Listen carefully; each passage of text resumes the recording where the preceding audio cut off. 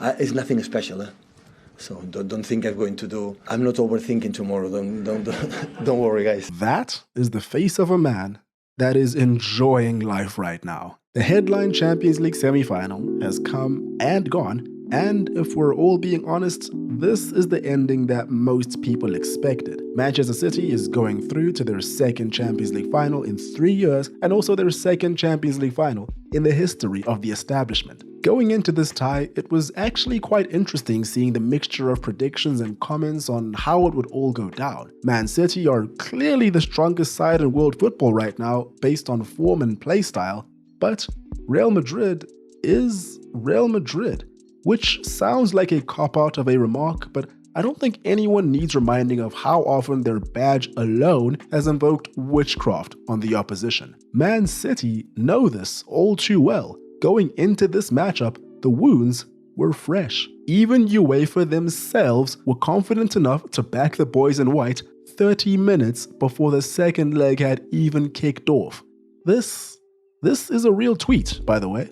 I can't actually stress how close I was to putting on my tinfoil hat until I realized that UEFA was just playing both sides, so they always come out on top. I gotta respect that. Not only has Real Madrid's juju run out, but City continue to show that nobody is safe from being bullied. Bayern Munich, Arsenal, Real Madrid, Liverpool, Man United, the list goes on. All historic teams that City have beaten by 3 or more goals this season alone. All while they march headfirst towards what looks more and more like a historic season. The question of the day is, can Man City pull it off?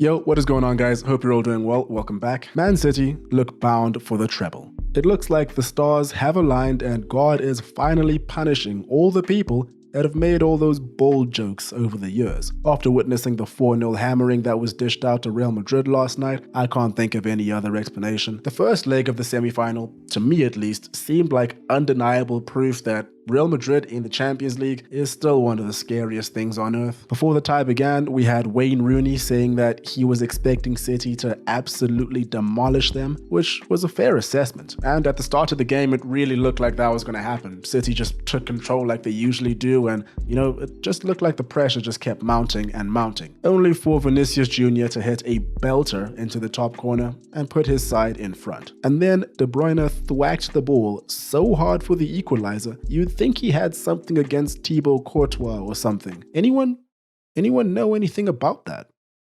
No one?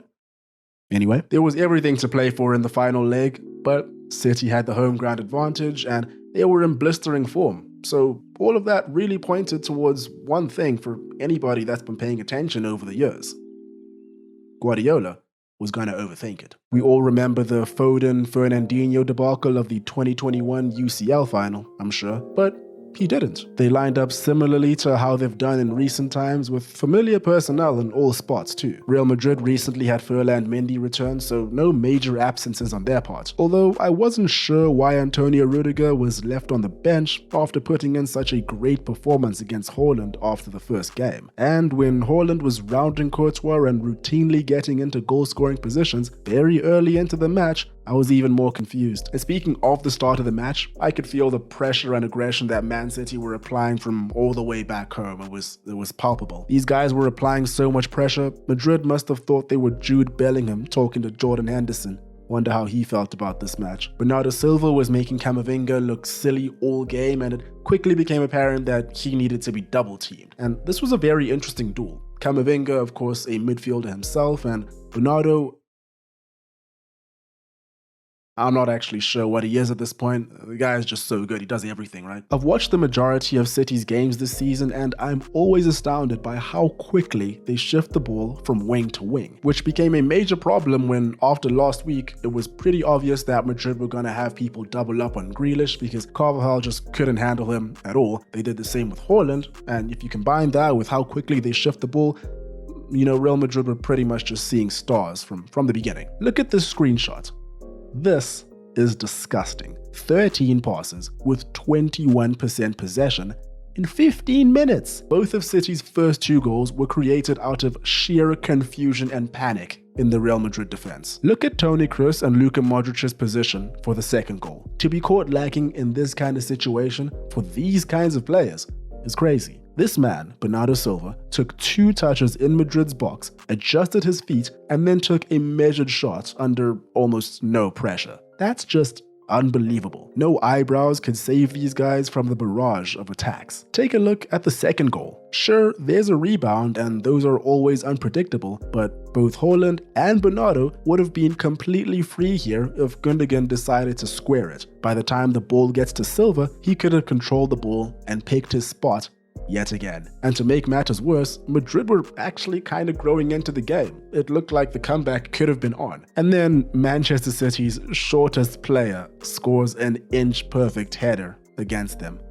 That's tough. You know, maybe it's time that Real Madrid didn't have all the fortune in this competition. Carlo Ancelotti's been taking quite a lot of flack this week as Barcelona just claimed the La Liga title. Fun fact, he's never actually won back-to-back titles in his career, which is kind of wild to think about, considering the fact that he's managed Juventus, AC Milan, Chelsea, PSG, Real Madrid twice, Bayern Munich, and of course, the mighty Everton. Despite winning the Copa del Rey, I'm not entirely sure his job is safe. We all know what keeps Perez happy. At 32, Kyle Walker is still the ultimate equalizer against speedy wingers. Jack Grealish was cooking Danny Carvajal from Madrid to Manchester. Courtois was the only thing standing between 4-0 and 8-0. Bernardo Silva turned into prime Messi, and Julian Alvarez, Man City's backup striker, is probably gonna win a treble and a World Cup in the space of 6 months. It's a pretty good time to be a City fan, I think. In the other semi-final, both teams had to travel far and wide to make their away fixtures, so I was a little worried that there would be a bit of jet lag on the pitch. The games were good, but at the same time, when it comes to stakes, for the neutrals, the tie was pretty much wrapped up after 11 minutes in the first leg. Henrik Mkhitaryan and Edin Dzeko opened up a 2-goal cushion with some really well-taken goals. Edin Dzeko was 14 years older than Erling Haaland, by the way. Anyway, the lead never looked like it was in much danger for the remainder of the tie. Some people were saying that all Milan really needed was Rafael Leao for that first leg, but he was out injured. He did return for the second leg though. Man just signed a bumper new €7.5 million per year contract too. It's a pity about the result. Shame, man. He must be in a bit of a bad mood. Happy for Inter Milan, making their first semi-final and final appearance since 2010, where they last won it. I don't think it's hard to guess who Mourinho's rooting for, so we're down to the last two.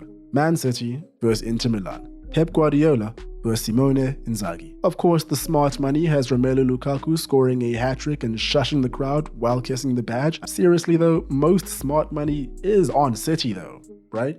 But at the same time, I don't know, man. Inter's been in some really good form lately. 8 wins in their last 8 games at the time of recording this. They look like they're gonna finish the season strong. Plus, they've got a Coppa Italia final coming up, so they are in fighting mode. Plenty of reasons to stay locked in. You never know what could happen. Oh, and one last word for all the Man United fans out there.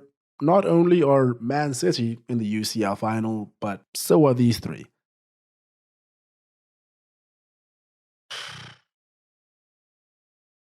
I'm out.